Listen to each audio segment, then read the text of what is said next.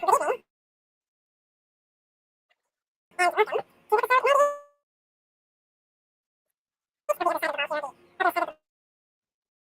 Dub, what's up with your audio?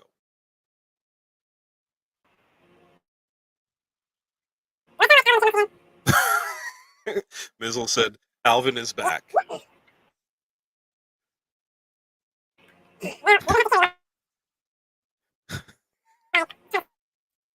I know it can be laughing, man. It just sounds funny.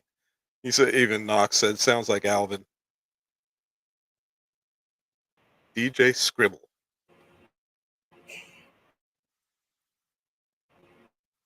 Maybe Prince. Y'all are so wrong. Well, I guess I'm by myself. So, welcome. Welcome to show 98. I'm sure when I get my co-host back, he will be throwing out some knowledge about the show tonight. And all I will say is welcome in. Let's have a little fun. And Knox, I agree with you, a little Michael as well. Um, hopefully Dub could get his I don't know what's up with his system. Maybe hopefully he could get it working and get things going. I don't know who else is joining us, Mizzle or Knox. I don't know if you guys are joining us tonight.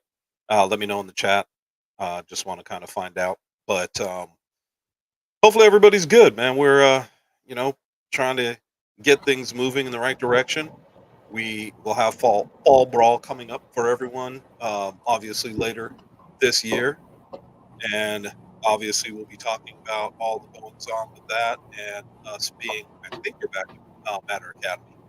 I hope we are. I know that they've got some building going on. Hopefully we're done by the time we are looking to have some fun. How do I sound? Oh, you sound normal now. Sound good. Okay. Sound like Dub again, but I can't see you. Well, that's because I was not coming back on air until I sound like myself. Yeah, you sound like yourself. No more Alvin, or as Knox said, a little Michael too. Well, Yeah, they're just said, as Chris was well, you know, us light skins always get attacked for everything. Right? That's just what it is. Look, I can't wait for the NFL football season to start, so that way they can start attacking other people besides us. Right. But even then, they will still try to find a way to get it back to us, because that's just what it is. You are not wrong, my friend. You are not wrong. Now, why can I not get a virtual background going here? Okay, you know what? Screw it. Anyhow. You know what? It's funny. When I came in, I was having problems with my virtual background as well. It wasn't letting me do what I needed to. Of course. You know what, Mizzle? Go clean some sheets to Kaiser. You know what? Which, by the way, he is part of the revised lineup that is Talking Ish with Dub and Chris. We will have our next show hopefully sooner rather than later, and we will also give our yearly NFL prediction show later on, to where you might want to make sure you got your beverage and some snacks, because that's going to be a pretty long show. To where we have friends across the network giving their thoughts on the upcoming NFL season. As Chris mentioned, the Winter Clash will take place in January, so it won't technically be a fall brawl per se, but it will still coincide with a title game in January, the first 4 weeks of January. And then we will prepare for season number 11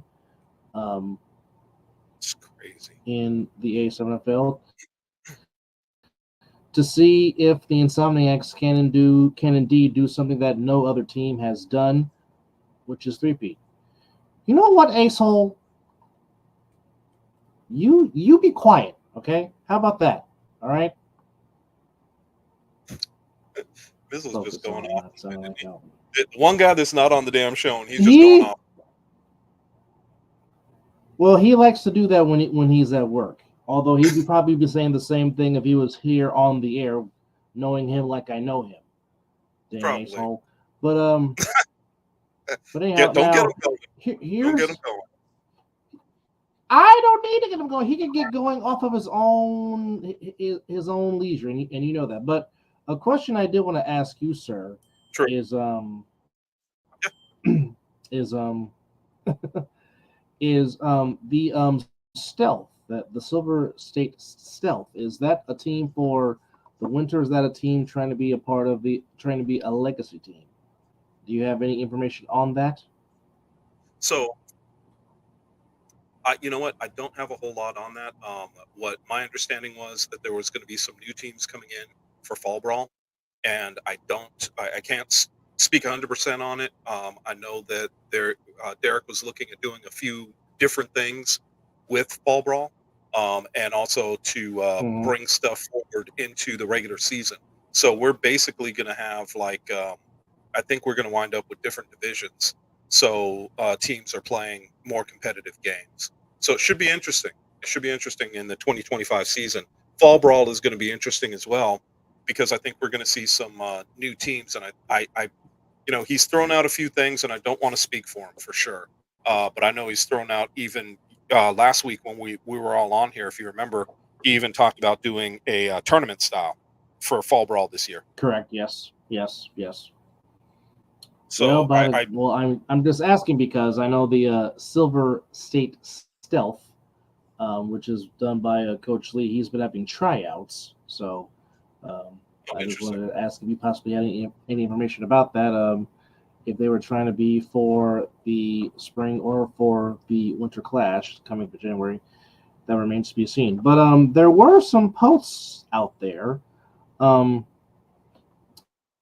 in the ASNFL Nevada players page, or the ASNFL Nevada page, talking about who Knox just asked, who are you guys excited to see coming out of the Nevada Division Fall Brawl?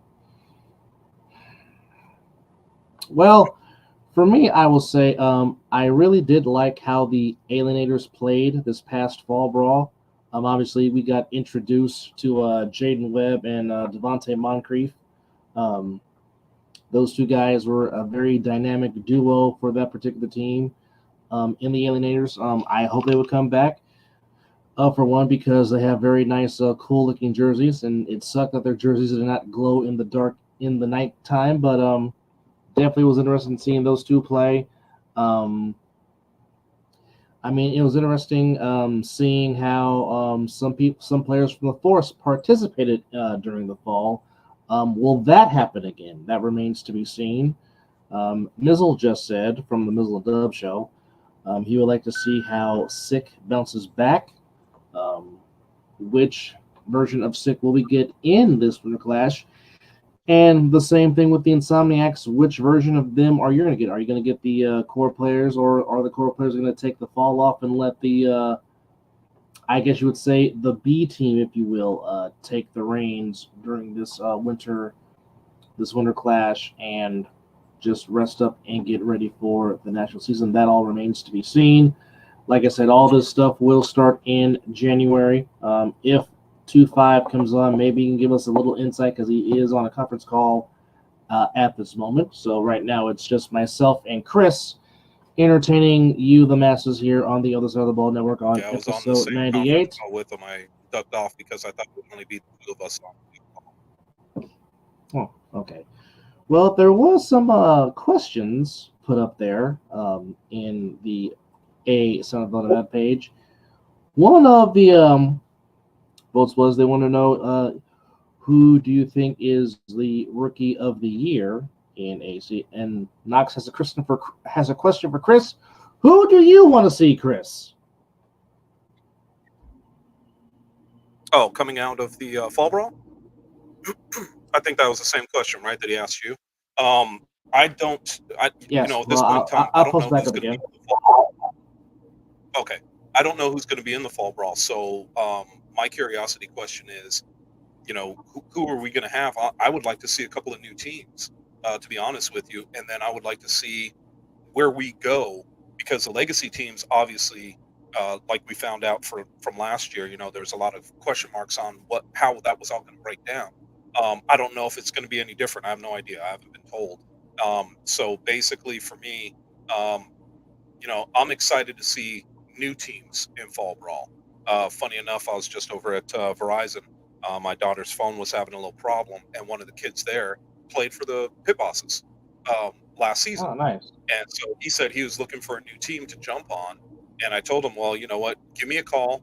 Let me know um, when you're looking for a team. Let's see if we can't find you a different team if that's the route you're going. Because he said he wanted to continue to play. So I think that realistically, what I want to see is I want to see the new teams that come in. And those are the guys that I'm anxious to see because I think we're going to wind up with new faces on different teams, and I think that's going to kind of make things more fun. Well, Mr. Hornbeak Yeah, said I agree. the stealth, Yeah, and to see now what. Knox just said that. Yep. So are people having problems finding us? Because I heard about our the page. Okay, now the Facebook page, for some reason, disappeared when on one of the episodes of the Mizzle and Dub show. I guess Facebook got in their feelings about Stephen Curry because I was posting pictures of Steph Curry from the Olympics, and I guess that was a copyright issue, and for some reason it just disappeared the whole page. So Nick Blaze, who was the creator of the page, has to be the one to, I guess, get it back per se. So we'll see what happens with that. So That's odd. So yeah. how did what you were saying affect that? Was that because we're now all on the on from different platforms? We're still on the other side of the ball platform. Is that how that all happened? I don't know. All I know is it put me in Facebook jail, to where I could not respond. I couldn't respond on Messenger. I couldn't respond on Facebook's on my always own on my own page. I couldn't post up. Like, I can read comments, I can read likes, I can read. I just couldn't respond. You in how long you in jail for? 30 days? No, like 3-4 days. I was free last night. So would I be wrong to say that I think that there is, and I won't use them because obviously some of the stuff that we say, and we're not on Facebook right now that I know of because of this. It's all YouTube. So I could go ahead and say Facebook's full of shit. They have and always will be full of shit. I've been in Facebook jail on multiple occasions for speaking my mind, and as far as I'm concerned, Facebook can kiss my ass. But anyway, go ahead. Sorry. But what if they want to? But what if they want to? Yeah. What if they want to kiss my ass? Yes. Well, I'll make sure that I don't wipe for about a month and they come kiss it. Not on the left side, not on the right side. Oh, baby. How shitty it was.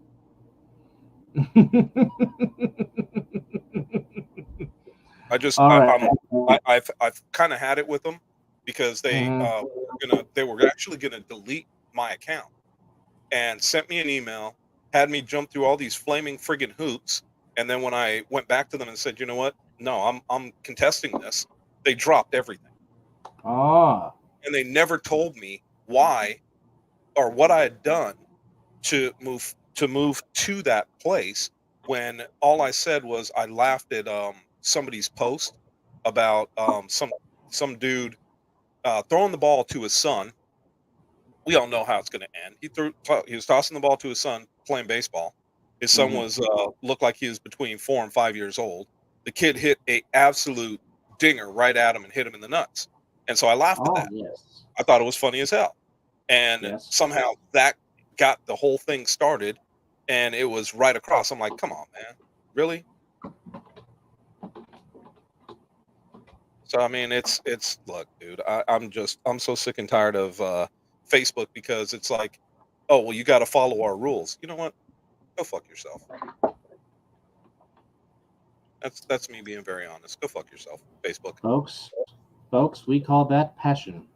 Here. Yeah, well, I'm going to change the name of Facebook to Fuckbook.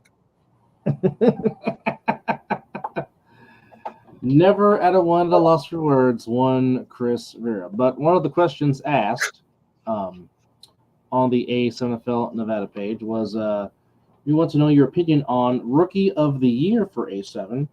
And there were some the three people that were listed. And of course, you can add other players if you want to. But one was Jeremy Reeves from the Insomniacs. One was Michael Lugo from Sickwood, and of course, Jaden Webb from the Force Witch. I mean, really, with those three, there really is no wrong answer for Rookie of the Year. I mean, they all were I like all three of them because spectacular. that's what I like. I mean, you really can't. There is no wrong answer with any of those three. There really isn't. I would have to agree. I mean, it seems like you can make cases for all three of them Absolutely. individually. I mean, Lugo, turned out to be one of the better offensive linemen in the league. I thought that he could hold his own against pretty much any rusher. I would like to have seen him go against some of the guys from BIC. That would have been a fun watch. But overall, I mean, Reeves, dude, he might as well put an S on his chest. I mean, that kid is the real deal. I like watching him run around and make plays. And the thing about it is, he didn't just play linebacker. I mean, he covered the slot from time to time as well. So I mean, to watch him run around and make plays was also something to be seen. And who was the last one that that you said? Sorry, as you're drinking water. Jaden Webb. Jaden Webb. Oh, dude, seriously, that kid was off. That kid. But well, we all got a glimpse of him in the fall brawl, and then what he did in the spring. Oh my goodness! Right? I mean, you're right. There's as far as I'm concerned, all three of them. If somebody, and I know if Derek was on right now, if he wasn't doing his the meeting that he's doing right now, I know that he would be like, okay, you guys got to pick one. No, and usually I'll follow suit, and I'd be like, okay, come on, Dub, we got to pick one. I can't do it. And that's not being a homer. That's just looking at all three of these guys and saying all of them are deserving. Every single one. This is my answer. There is no wrong answer. Yeah, I agree. And I mean, people can come at us for saying that, but I agree wholeheartedly. I mean, if you've got your favorite, vote for him. Vote for him. Or I would add this: D, all the above. Right. You know what? Can we do that? I'm going to go on the page because it says add whoever you want. I'm going to put D, all the above. See what happens.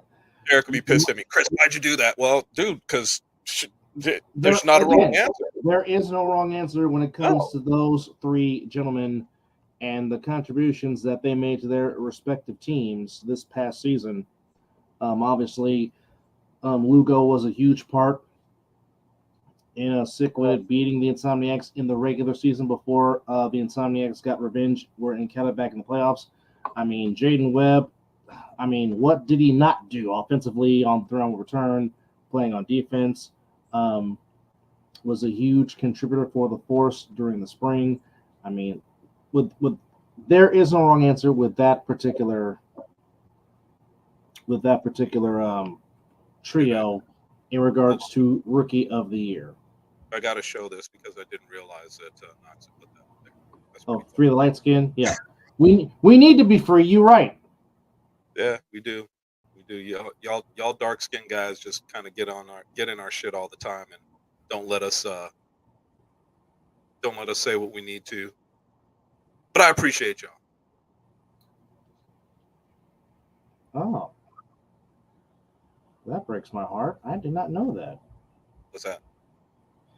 I did not know that a longtime Vegas radio staple, Dave Kogan, passed away at the end of July. I did not know that. How old was he? 71. Oh, wow. That is not, today's standard, 71 is not that old. Well, we just got some sad news to report from Nick Blaze that he just came in saying, unfortunately, the account is gone. I have no options. Even Mama Blaze has nothing. Wow. Well, for that note, can I just say this real quick? I mean, I've had friends try to delete their Facebook pages and have so many problems deleting them and getting rid of them. And yet here we are that they were able to do it so easily. I mean, I wish I had an answer for that. I guess the only thing for us to say, hey Nick, if you're listening, obviously you are, otherwise you wouldn't have put that on there. Can you start another page for us? Get things moving again. Well, I'll just say on my behalf because, like I said, apparently they get in their feelings about Steph Curry. My bet on that because I didn't know Steph Curry. Nobody got notifications. Like I said, we were in the middle of doing a show and it just kicked out that page in the middle of doing a show, and just like it was like Thanos snapping his fingers with the Infinity Gauntlet in Infinity War, and everybody just disappeared. Like it literally went like that. But on that Were note, were the fans that we had we had almost 1,000, were they on the YouTube page or were they on the Facebook page or both? well, Nick just said working on a new page coming soon. So there you have it. So it Well, I is think that it is in the works. To yeah, which we say thank you, Nick Blaze. and I want to I got hit up a couple days ago,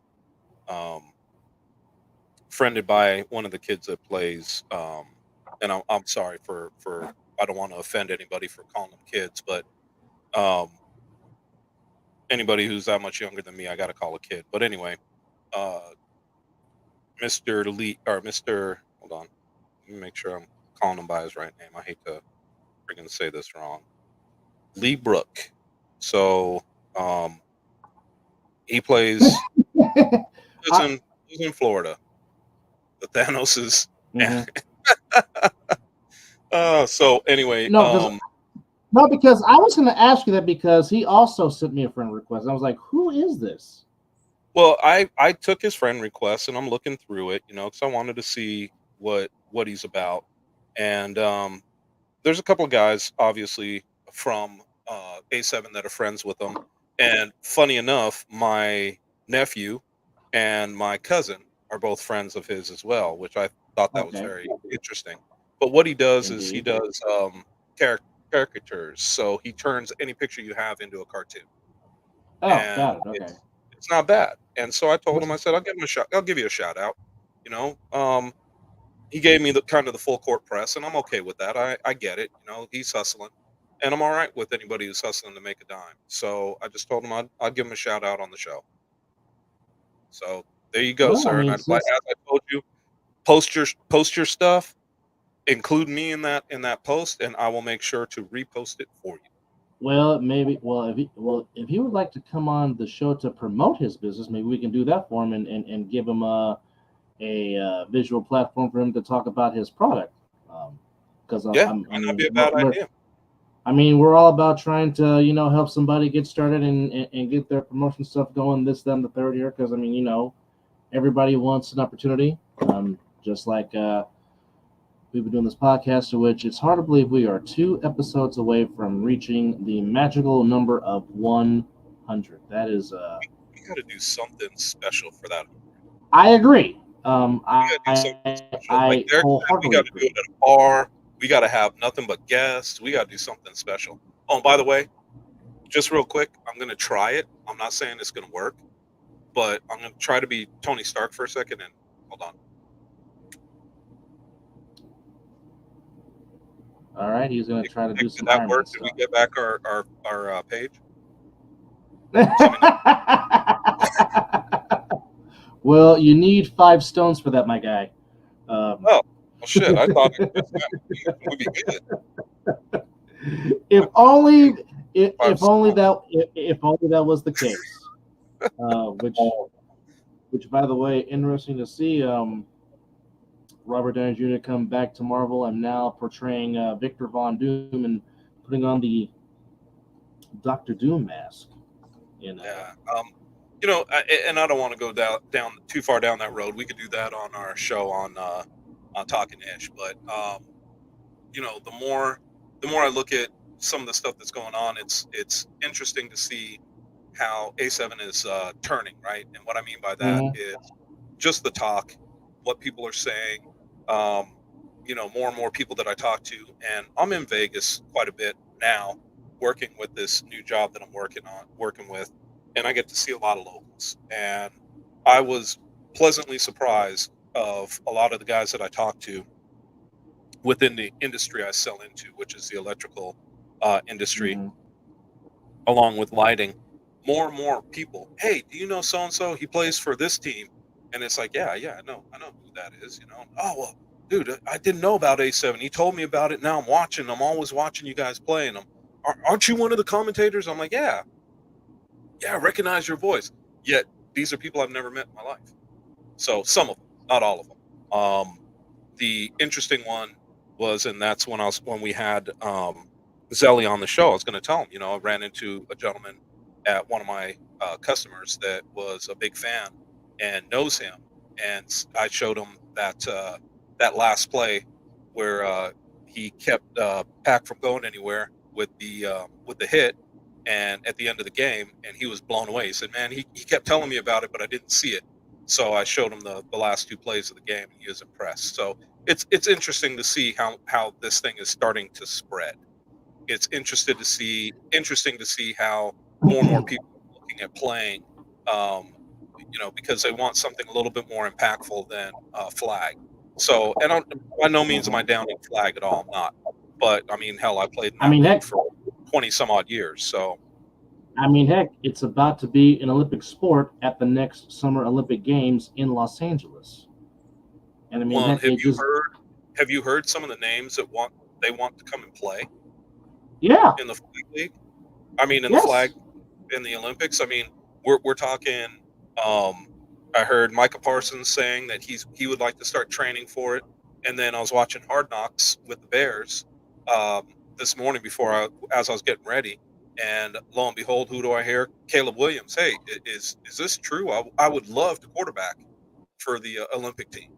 So I mean, these guys are taking it seriously. I don't think that this is something that is going to go away um, from the pride, especially watching a lot of these pro players that played for, obviously the USA in basketball. Well, to answer your question, 2-5, I mean, for one thing, if there could be like more clips and commercials out there, or placing more clips on, the A7FL Nevada, Twitter feed, or the Instagram feed and stuff like that, and TikTok stuff like that, trying to make it as viral as you possibly can. Um, I know if I know if Well, I was I know if I was Fox 5.2 or the Silver Sports Day Entertainment Network, I would try to put up more commercials promoting it. Also, I would say show replays of past games, or show replays of your past best games from the past season, or seasons before, and show that, and also promote that. And also just try to talk to local, city-owned businesses and whatnot, and just be like, hey, well, put our games on, or try to establish a sponsorship deal, just like the Insomniacs have the sponsorship by Jeep Only, like Sick What It has one with Chicken Shack. Um,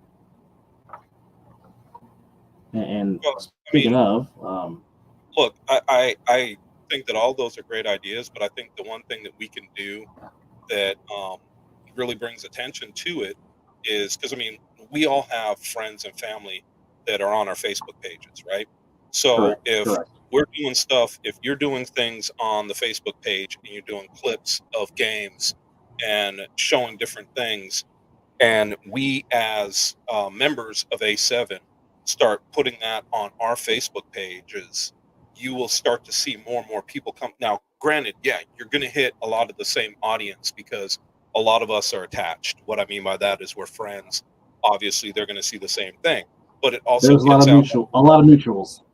Yeah, but it gets out to a larger audience as well.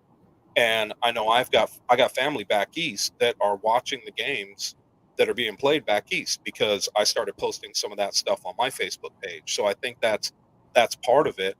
But I also think that while you were just saying it, the interesting piece is my niece here in town.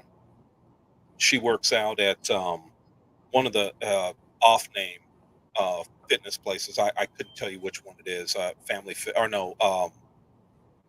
Planet Fitness or one of those other ones. So it was very interesting because she came over after last year's championship, and she's like, all hyped. She's like, I was watching your championship game. I go, where were you watching the championship game? She goes, at my club.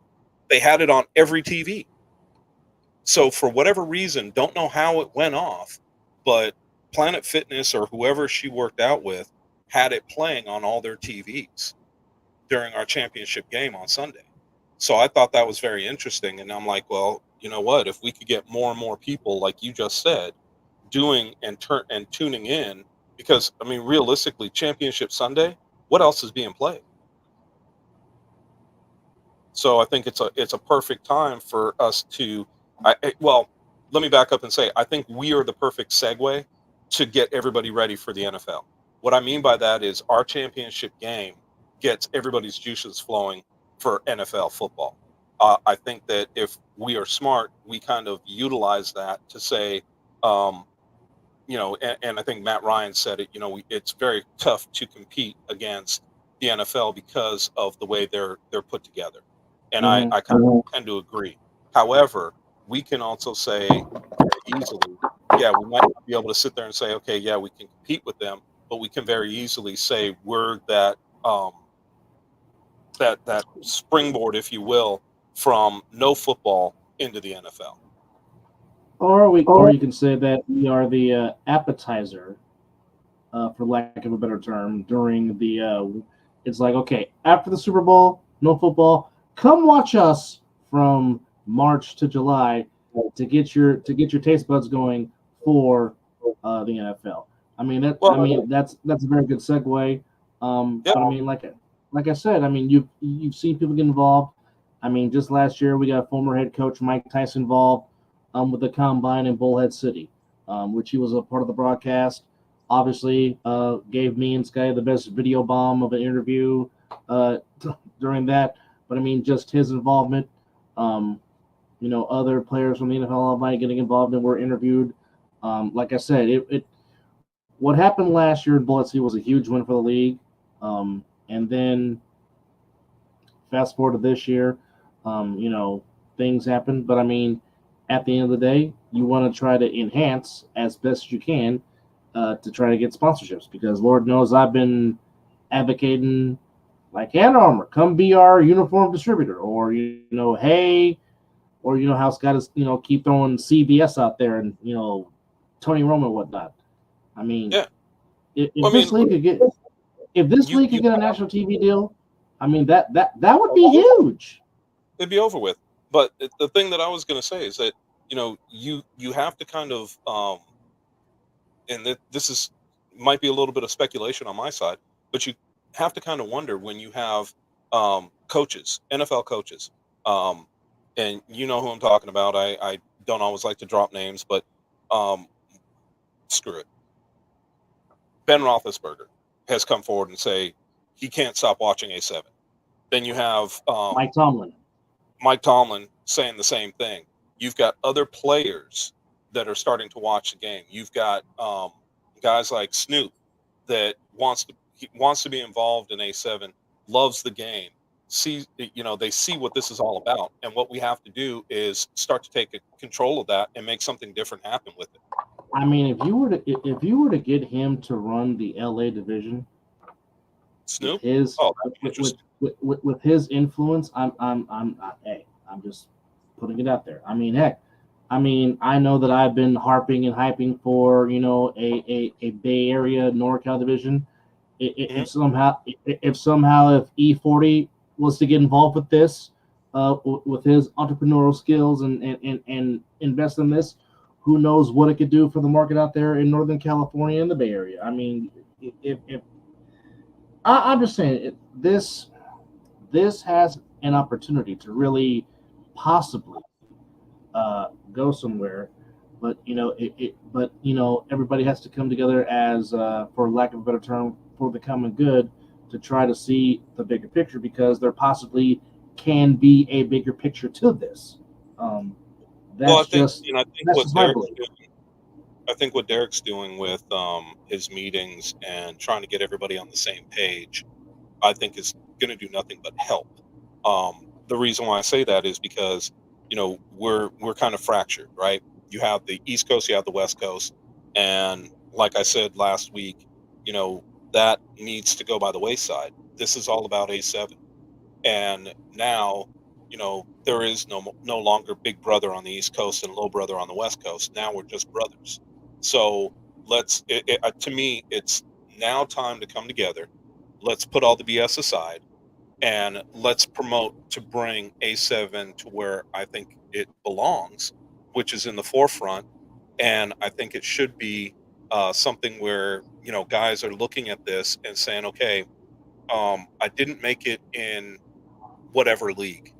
I'm going to go try out for the A7, and we should have teams out here that are good enough where we might be turning some of them down, but we're putting together teams that are these guys are looking to get to that next level, and there's a three-prong or a three-headed monster that's moving around where these guys are coming from areas and going back to areas to go play and really making a name for themselves. Because some of these guys, and I'll take, I hate to do it this way, but I've got to use him as an example. A quarterback like Trey Lance, you Mhm. watch him play, you see that he is not quite ready for the game. He needs more snaps. And I heard somebody say, well, if he was able to get into a game or two last season, he wasn't ready. He was traded too late. He didn't go through mini camp. He doesn't know the offense, and all he's going to do really well is get a wide receiver killed. That's it. So when you see guys like this, and they can go to, there is no feeder leagues anymore now that the NFL Europe is gone. So you need to be able to have you've got The feeder leagues UFL. for the NBA. You have them for baseball. Where are they for football? Truly, where are they? I mean, really, really,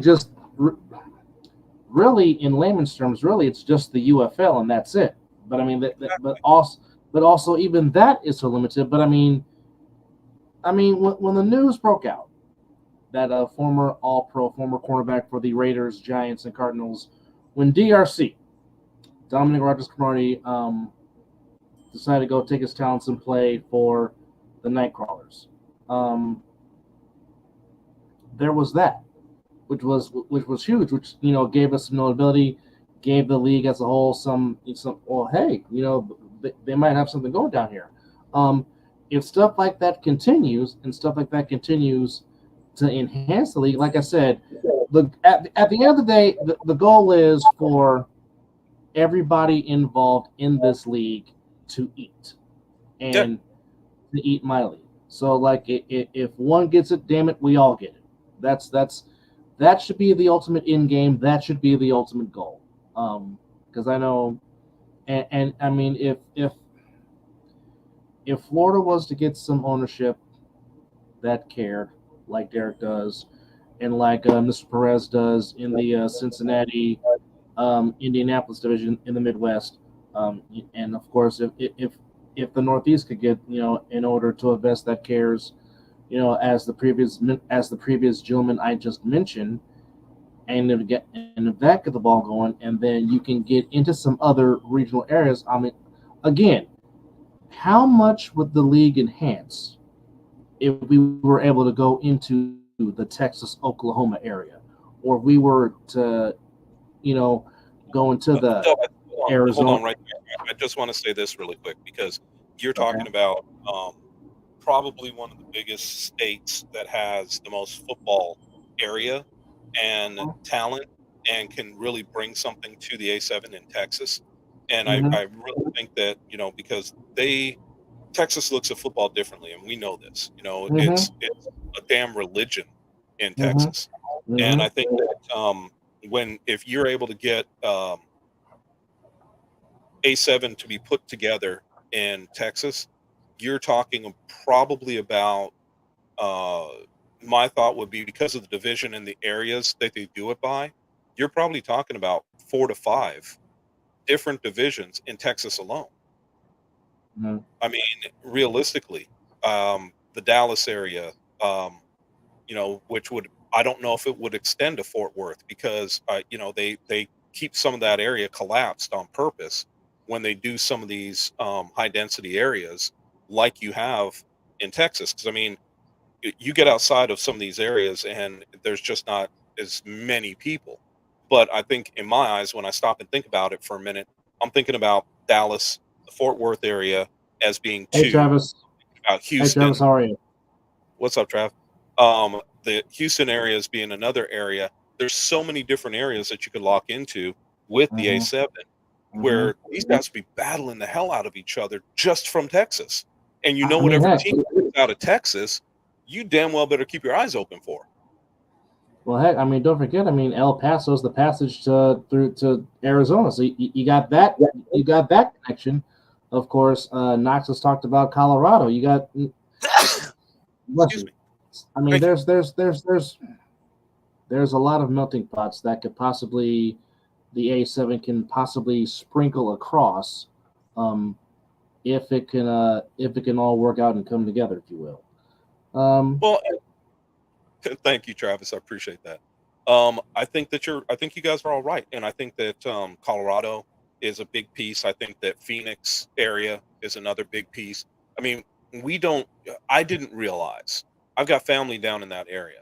I did not realize I'm on one side of the city, and I'm thinking Vegas. Right, we could get from one side of the city to the other without traffic, in the evening time, in what 20 minutes, 25 minutes. It took me 45 to get to their house from where I was staying, and in reality it was just on the other side of the city from me. But because, and it was all freeway, there was no areas where I was driving on streets for a long period of time. I got off the freeway at one of the exits and drove 2 minutes to their house. So when I sit there and I think about that, there's a lot of you know population density in Arizona that could do the same thing we're doing here, and I think could wind up being a very big division for the A7, because I think it could be multiple teams very easily coming out of it, Phoenix area.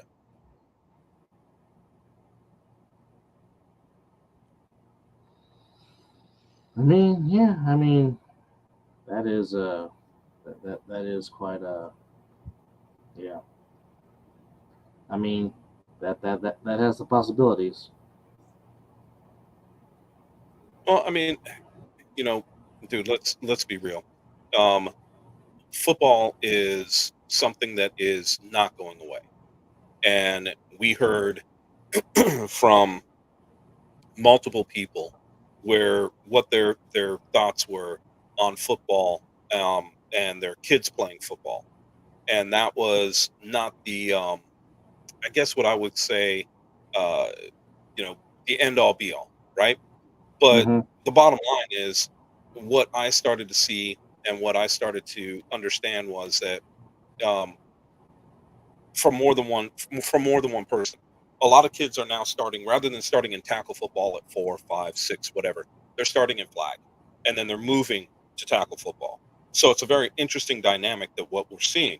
Football is not going away. What we see now more and more are kids that are starting in flag to get the understanding of football and then moving into tackle. So that in itself is a very interesting concept. So I think that as we start to talk about this and we start to expand, I think the funding, the sponsorships, and all that stuff really start to come into play, because I think, we people start taking us for real, and they start noticing what's going on and saying, "Hey, I want to be part of that." And I think that's where we start to change minds, and we also start to get the monies coming in from sponsors.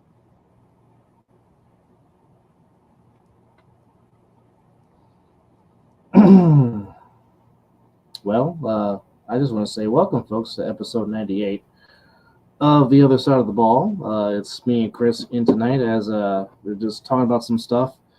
Also, there was some more categories that I want to bring up as far as voting goes. Just hold on one second. Okay. As soon as I can go back to the doggone page. So we had talked about possible categories for Rookie of the Year. We talked about Jaden Webb, Reeves, Lugo. We said there really is no wrong answer, as Chris would say, D, all the above. Another category was Offensive Player of the Year. The four guys that, well, there's a lot more. There's a lot of people that were on this page. Of course, Mr. Wilkerson, Mr. Lavish Edwards, Scooter, Kenny Mack, Darren Palmer, and Jeremy Geary. Although there's probably another person that I would add to that list for Offensive Player of the Year. That would be Jaden Webb, because I mean, how can you not include him as being Offensive Player of the Year with the stuff he did offensively for the Force? But really, there really is no wrong answer in this particular category because they're all talented players. More than talented. I mean, when you start to look at that list, I mean, you're talking about guys that are, Darren Palmer. What? Most touchdowns for a wide receiver last season? In 2023. Sorry, not 2024. Yes. I don't know. I didn't look at 2024 to see if he took it again.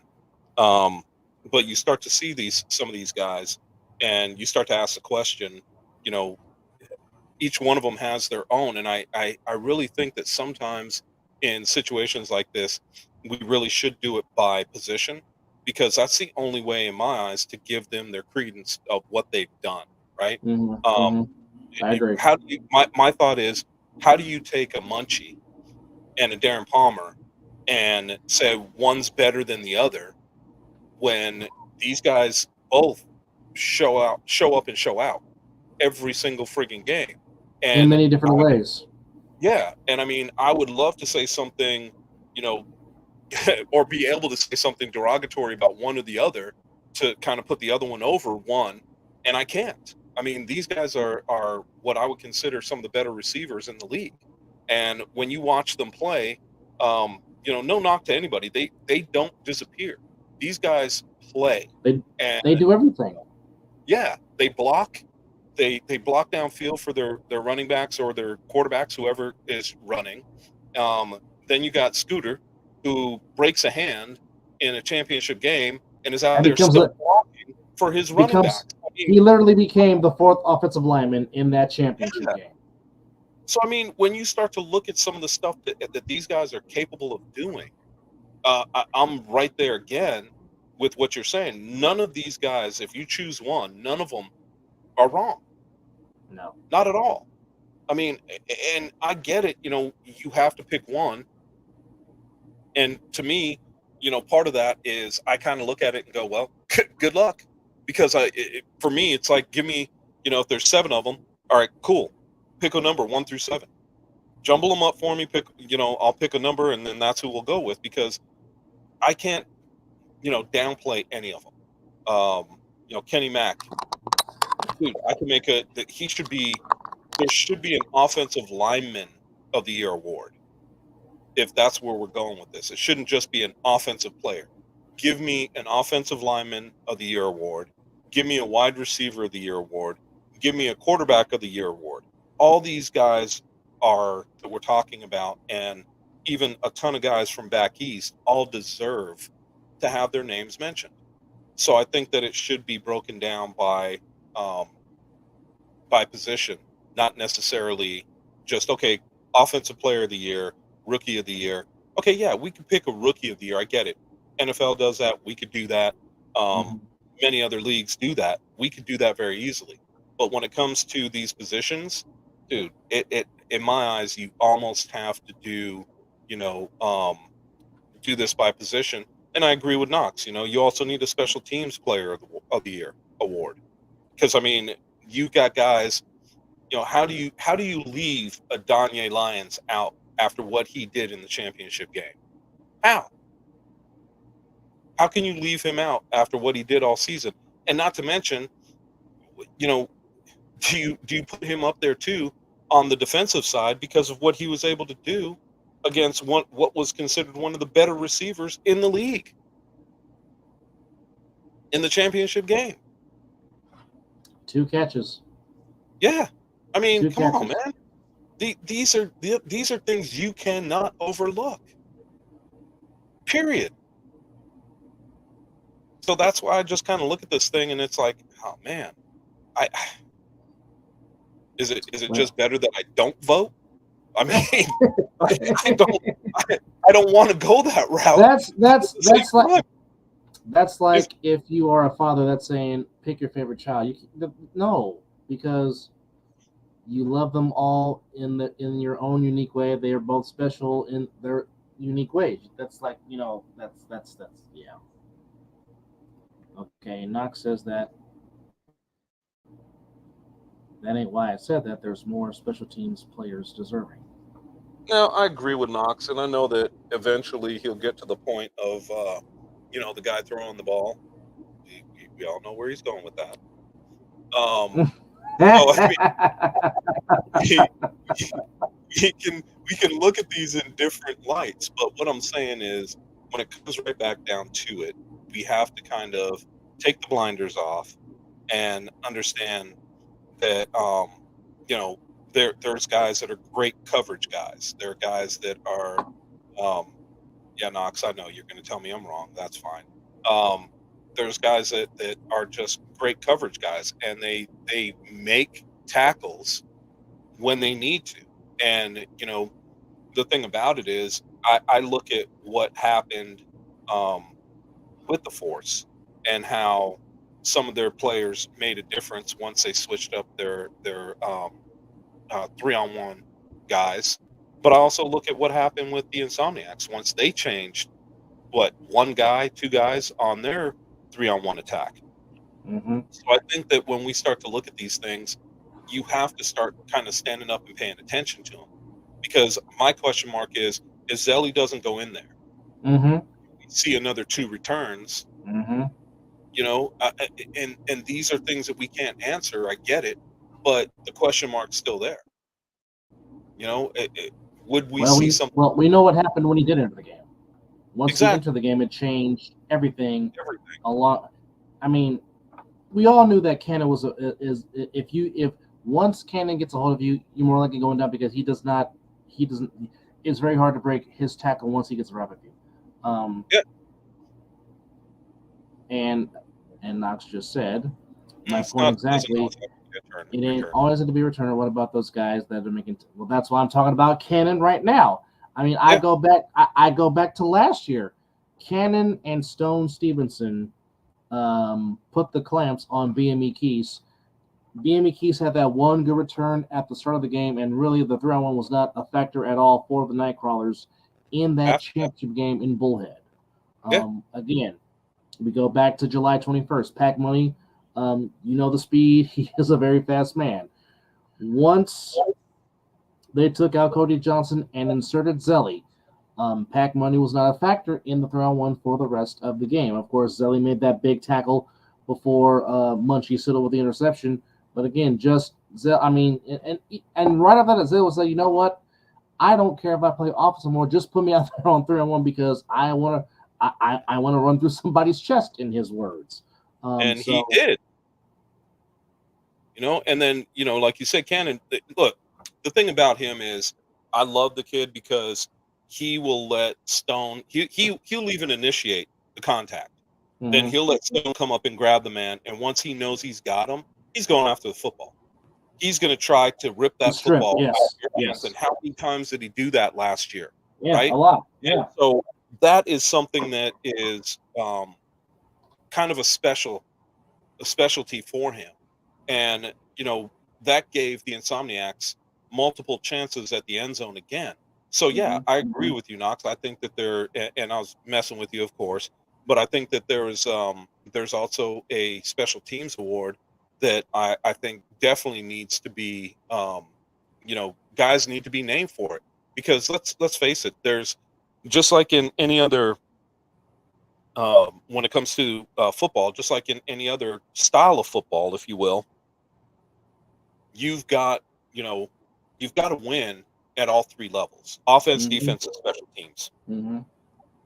And these guys were showing why they were special when it came to the special teams. And I could hear your whatever you're playing in the background. I Just so you forgot to put it on mute. My bad. Go ahead. know. No Continue. worries.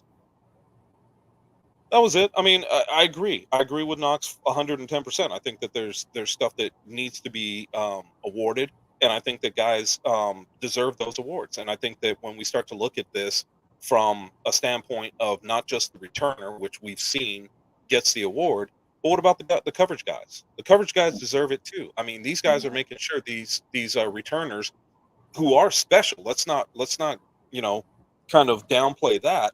They are special, but I mean, these guys that are defending them are special too. Mm-hmm. Absolutely. So I mean, Absolutely. let's give them, you know, I hate to use the word kudos, but let's give them their props as well. Let's make Give sure them, that they understand that give they're them, special. give them their flowers, as Danya Yeah, and Packer like to wear those. Give me my roses hat. Um, so they also put up Defensive Player of the Year. Now, again, I don't know if this is specifically for A7 Nevada or if it's for the whole league, but it looks like it's for Nevada. But so as far as Defensive Player of the Year, they have Chris Cunningham, Danye. I don't know why they have Danye twice on here, but they have typo. Danye. I guess. We just talked about Mr. Reeves, of course, your guy, well, our guy, Mr. AJ McQuaig, Deion Southern, and Matthew Murphy. Again, all talented names put on this list. I mean, really, is there really a wrong answer with any of those guys? I mean, No, I mean, obviously the guys that pop out are because they're part of the national championship team. Danye, Chris, and AJ. But I mean, the rest of the names on that list are very special too. Southern is very special. You've got yes. guys that are from top to bottom, and I would agree with you. Again, you can't go wrong with picking any of them. I think that there's, we've got it, it's interesting because we've got some very special players in this league that And are there's playing. an, and there's a couple of names that are not mentioned. I mean, what Tone did for the Force this past season and how he helped control the defense, and of course, you can't forget about Big Oos Sal for sick, another person on defense that And why isn't he mentioned as part of Rookie of the Year? This is his first season playing. who's Uh, Oos, the one you just talked about for Sick With It. It's his first. He didn't play last season. yeah, he did. And 2024 was his first season. No, he played in the spring in 23. Did he? Yes, he did. Okay, then I'm losing my everlasting mind. Well, I mean, we do have his former teammate, and Knox can't confirm that, but yeah. That's why I write shit down for work. Because if not, I forget things. Well, I mean, Tomorrow you'll ask me my name, and I'll tell you, yeah, it's John. Hi, Johnny. By the way, welcome to the other side of the ball. It's myself and Chris on episode 98. Hard to believe that and Knox is really going in on you right now. Definitely wrong. So he's been there. Yeah, thanks, Knox. You didn't have to point that out again. You kind of well, you know you wrong. You know you wanted to, but hard to believe something that started, and I'll give you the exact date of when this all came together. The very first episode, and Knox said he played alongside of him on the defensive side of the ball. So all this came down on September the 9th, 2022. So nearly 2 years and on the cusp of 100 episodes of the other side of the ball, talking things A7 NFL Nevada, which started on a Zoom thing. Then we called the Gorilla Cross Studios home for a while, and now we're platforming on the platform that is StreamYard. We've had some memorable moments on this show. A lot of them we can't say here because obviously one Asgardian is not here, but certainly he has added some elements to the show. Where in the hell Per is he? se, By the way? Well, I thought last time I saw he was in Missouri, but still. yes, in Missouri on a lake, kayaking and making Packer go fishing with him, if you will. But Yeah, and I noticed, by the way, let me just go ahead and say it. I noticed Pack is the one catching the fish. Just saying. Just well, saying. The Asgardian isn't very good at fishing. but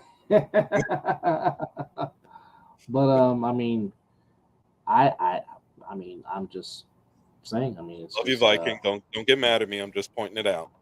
we'll throw the hammer at him, Scotty, wherever you may be. But like I said, those guys alongside with Knox 25, and when he does chime in, Mr. Duncan, they give you a different element to bring you entertainment and to talk about A7 football, which again, like I said, we don't get to talk about this if it's not for the players, because as I've said many times, the players are the heartbeat of this league, and because of them, they get to display their talent, and we get to talk about it. Like I said, I always call, as I tell people, I call this the fun job because it's definitely not work when you're doing something, especially in a sport that you love, and certainly doing it with a whole lot of people that you admire, respect, and love. So, like I said, it's definitely the fun job, if you will, getting to talk about this brand that is the American 7 Football League. Can you even call it a job? I mean, this is if this was something that I did on a regular, even if it was for, serious pay for 12, 14 weeks, whatever. Um, I don't know if I could call it a job. I mean, when you're able to hang around, the guys that you love hanging out with, we do a lot together.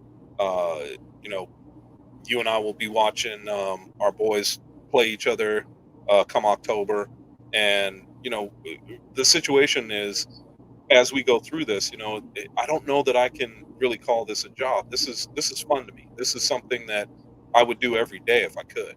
Um, Mhm. Even when we get down to the talking ish with the three of us last weekend, I mean, was how is that a job? I mean, I think it was more like 2.5 hours of us just friggin' laughing about shit. Yeah, Um, talking our crap about our teams and whatnot, but it's these are the type of things that or the type of moments that we love. And bottom line is yes, I get to say what I say on TV, and I'm gonna try to do a much better job this coming season calling games, because I think that some of the stuff that I was talking about, I was trying to find my way last season, and first season's always the toughest, and it oh, it was is. a situation where you're trying to I'm trying to feel you guys out to see where I fit in, and I think I found my position now. So I think now it's going to be a little bit easier for us to go about doing what we do.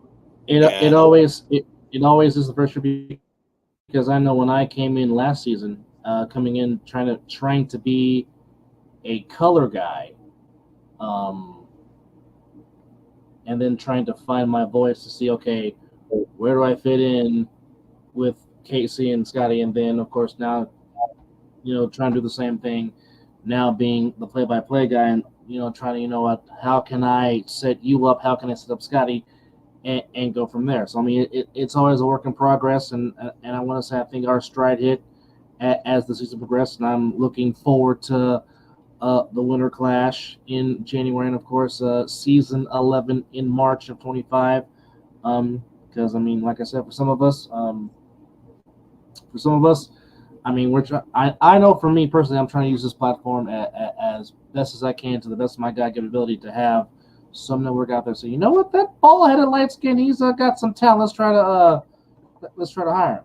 But even if that was to be the case, I still wouldn't leave A7, because I just love what the brand is. I love what the league is all about. I just love um, the passion that these players play with, and just show you why there's some very talented individuals in this league that a lot of people don't get the chance to see, because they just don't. So, yeah, I mean, we really do enjoy what we do and talking about what we do. Otherwise, we wouldn't be doing it. But hard to believe that back on September the 9th of 2022, uh, this platform that is the other side of the ball um, took its first growth and took its first baby steps. And now here we are, just 2 episodes away from Blows my the mind that we're magical 2 100. episodes away from 100. And, Yeah. the thing about it is it's funny too, because I remember when Derek called me and he's like, hey, um, so we're doing this thing called The Other Side of the Ball. And I'm like, okay, what the hell is that? And he goes, we're doing a podcast.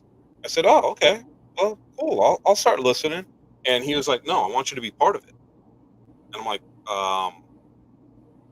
so are we just going to sit there and talk shit? I mean, you tell me. And he's like, no, we're going to talk about A7. I said, okay, I'm, obviously part of it, but I don't know players. I don't know a whole lot, but I know football. And he said, exactly. And that's what I want you on for. I said, okay, no problem. And I said, as long as I can speak my mind and we're not going to, do any of that other bullshit, I'm good with it. And that's how that whole thing started with me getting involved with the other side of the ball. Now, like I said last week, and I'll keep saying this and saying it and saying it. Um, my thing here is not to make anybody feel less of a player or anything like that. It's just to talk truth. And we're not going to make friends all the time. And sometimes people will call us a homer and that we like one team over another or one player over another.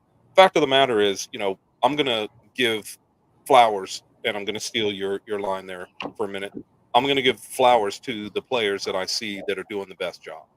And if you are not doing a great job, it's very interesting to me because I've had players like Kamari Michaels reach out to me. Hey, what can I do to get better? And instead of, even though I didn't say the greatest things about him, he wanted me to let him know what he could do to get better. I get that. And those are the things that I love. When you have guys that are out there and they know, okay, I've listened to the commentators, I've rewatched the games, and instead of taking it to heart, they're saying, how can I get better? Dude, I'm always going to be there for you. And I'm going to tell you my thoughts on things. Right, wrong, or indifferent, we can have that conversation. And that goes for players, that goes for coaches, it goes for anybody. I've been playing this game since I was 8 years old. Does it mean that I know more than anybody else? No, it doesn't. It just means that I've been invested in playing this game that I love. And now I get a chance to talk about it because this old body just can't play it anymore. I would love to get into shape and I would love to say, hey, I'm ready to play. That ain't going to happen. And Dub, my wife. You know exactly what Tammy would say if I say, "Hey, honey, I'm going to play football." Yeah, She'll my start. cleats would be gone, car would She'll be start. gone. She'll start talking some. She'll start talking some ish, if you Right, will. and my ass would be freaking sleeping downstairs on the couch. So Mm-hmm. there's there's certain things that we do understand as we get older, and the thing about it is I still love being part of this game. Yeah, I've had people tell me, hey, you don't look your age. That's great. I feel my age, and those are the situations that I've got to deal with. um but the fact is, there's stuff that I still have that I'm willing to share. And one of the things that I'm willing to do for this game is, have those conversations and see these young men out here battling their asses off. And if you think for 1 minute I'm going to clown them for being out there and battling, dude, I've been on teams, whether it was in high school or whatever. I've been on teams that were, you know, won a game, won 0 games, went to the championship, lost, um, and then you know rattled off a snot load of championships. So I've been on both sides, and I've seen that so-called underbelly that people don't like to talk about. So I'm willing to share my situations with everyone that wants to listen, and hopefully can make more out of it, because of my love for this game. I don't care if it's NFL, NCAA, the USFL, whatever they're calling themselves now, UFL, whatever it is, UFL. if it's The A7. CFL, And yeah. it to me, football's football, and there's certain situations that you could take advantage of, and that's called knowing the rules. And we watched it in some of the games that went on this past year, guys taking advantage of the rules, and other coaches and players complaining, hey, they can't do that. Yes, they can. So it's knowing and understanding those things that separate these teams. um, if you think for 1 minute that I couldn't watch the Insomniacs game against BIC as much as I watched the Insomniacs against the Nightcrawlers last year, I think I'm up to 6 right now. And last year for the Nightcrawlers, I watched the entire game 8 times and then watched another probably 4 or 5 fast forwarding through it. And right now I'm up to 6 on the Insomniacs and the MBIC. And the thing about it is, I don't have any bad words for BIC. I mean, these guys battled their ass off. And if anybody was going to come to us and say, oh, well, they did this and they did that, you know what? I could say it about both teams. And you were one that sat there and listened to me before the game. And I told everybody that was on the podcast, I said, watch, you're going to have a situation where I think that the one thing that's going to come into play that nobody's believing in is penalties. And what was the one thing that came into play for this championship game was penalties. It Delay of took games. IC right out of the situation of being able to go for it, and 4th and goal from their own 40. That's not. I mean, from the 40. That's not going to be conducive for you to score points. So I knew, for whatever reason, that's one of the things that I brought up. Now, am I tooting my own horn? Sure, you could say I am. But I just saw that that was a situation that could raise its head because of these two aggressive teams. And that's why I said it. So, bottom line, we're all having fun with this. And these two teams battled their asses off. And if anybody who's listening has not seen the championship game, which I'm sure isn't, Do yourself a solid. Go watch it. yes. And the thing about it is, don't just watch this year's, watch last year's, watch the year before, watch the year before that, and really get a feeling for what A7 is all about. Because when over the last 5 seasons, the championship games have been incredible. So go watch them, go see what you're missing, and understand what A7 is all about. Because I think that if you saw what they're all about, you would tune in every time these guys play. Period. I mean, I really couldn't put it any more well put as it's being put by one Chris Vera. Continuing on with the hold on, where is it? I gotta go back to it. All right, here we go. Next category, as we're almost coming up against it. Another mention was MVP, and here are the names for MVP. Like, yeah, that part. All right, so there's of course Munchie, Eric Schufer Jr., Donnie Lyons, Anthony Wilkerson, Jeremy Gary, Saya Sao, or Josiah Sao from Sick, and Darren Palmer. So I'm gonna let me answer right now. I'm gonna answer and tell you right now. Okay. Yeah. Translation. Yes. 100% yes. That might be the best comment of the Dylan. Yes. I spit hot fire.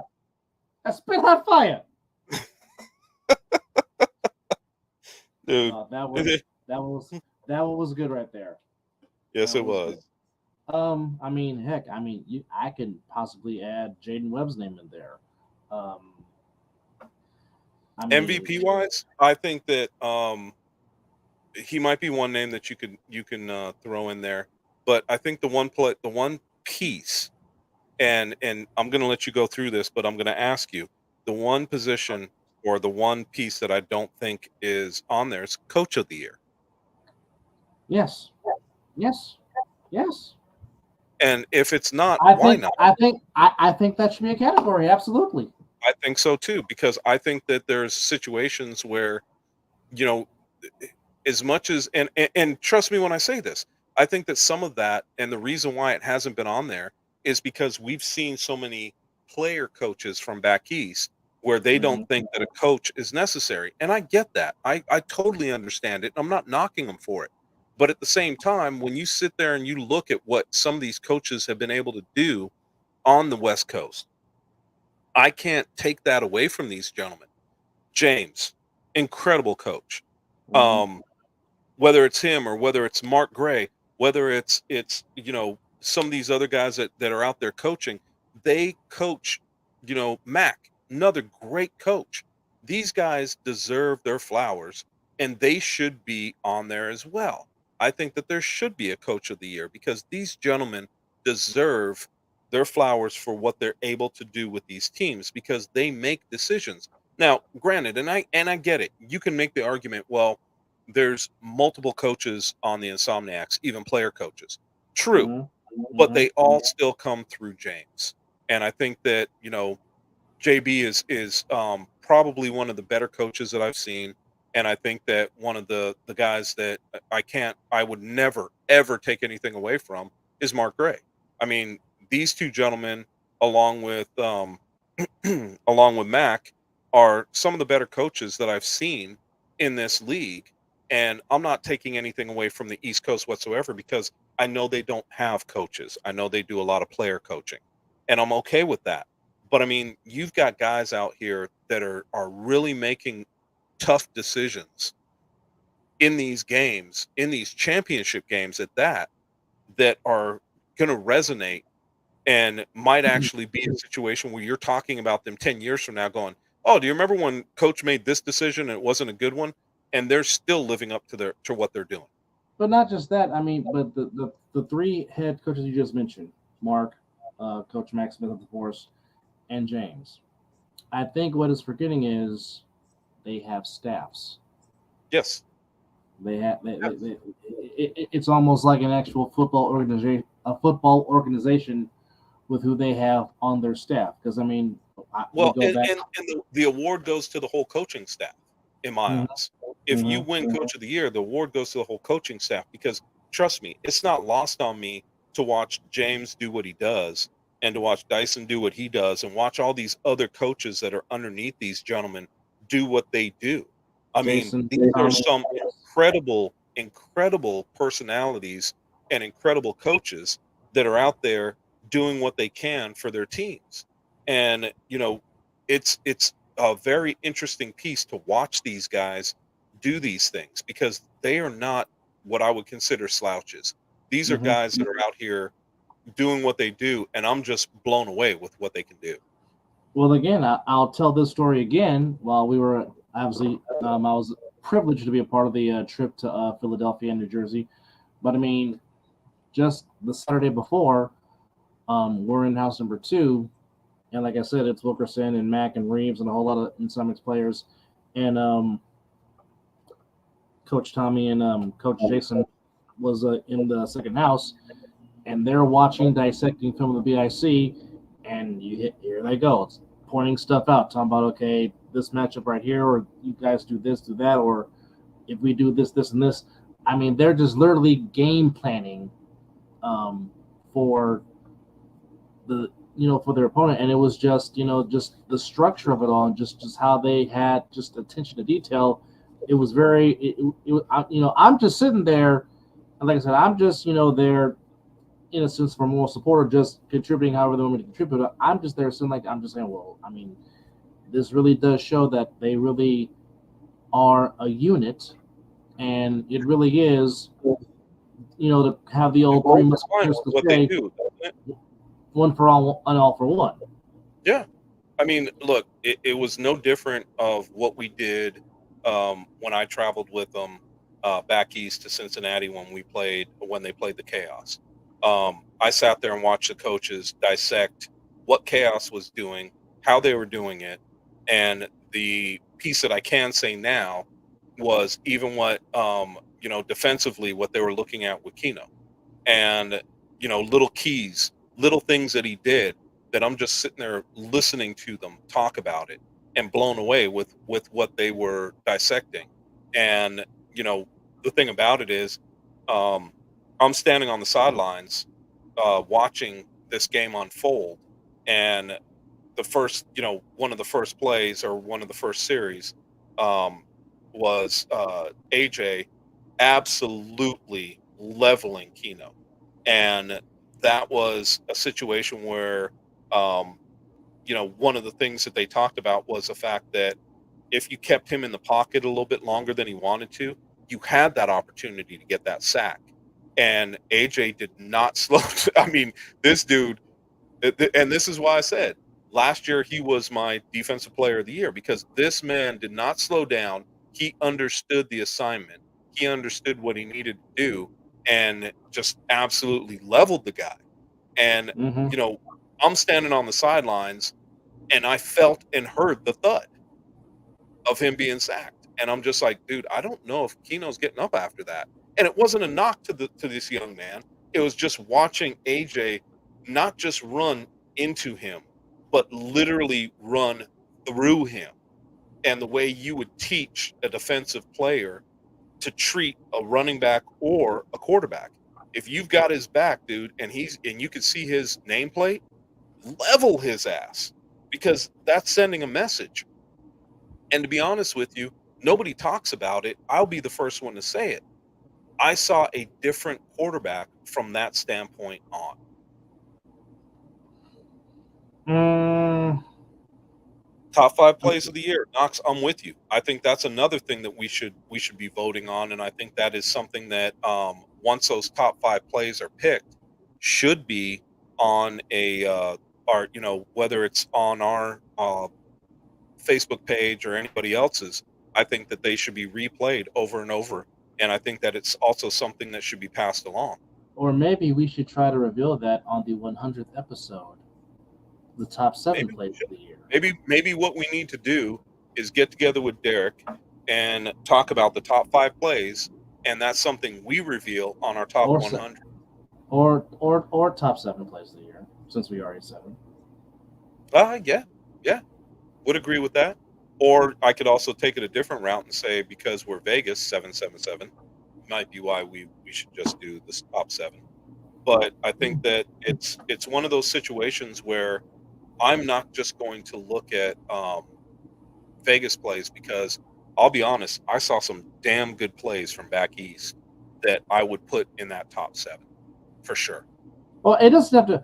I mean, we can do a specific segment, best plays from Vegas, but we can also incorporate plays from the Midwest and the Northeast into this top seven countdown, because we obviously want Well, to give. I think it should be all of A7, Yes, right? Not just yeah, Vegas. I think it should be all yeah, of A7. yeah, all Let's of it. start let's start doing this. Let's start doing what we talked about.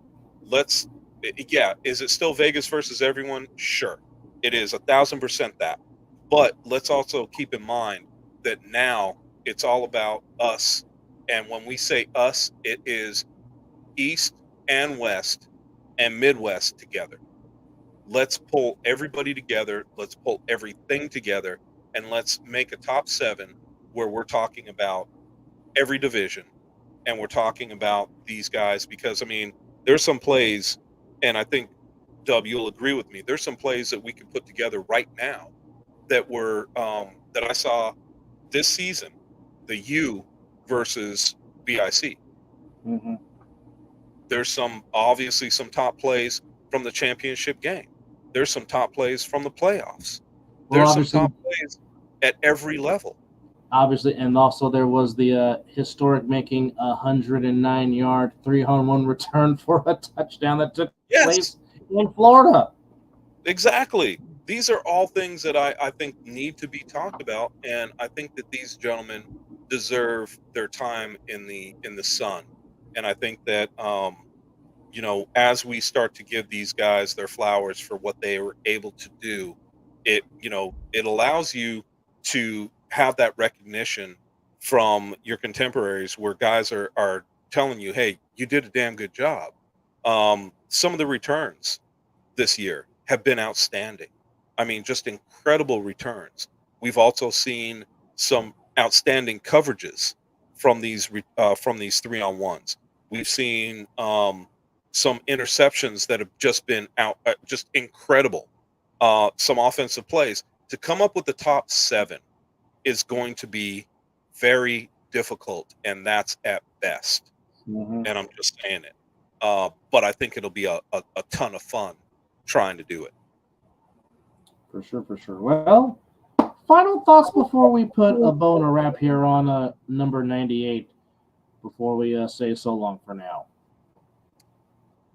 I think that one of my pieces that I will say is, and I truly, when I say this, I truly hope that the guys back east are listening, because I mean this. I mean, really mean this. We got guys that have joined us from back east.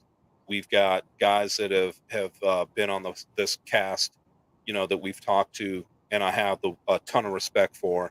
Um, Fellas, it's time.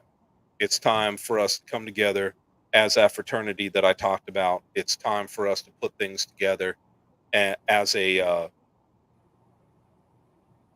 league, no longer just a division, but as a league.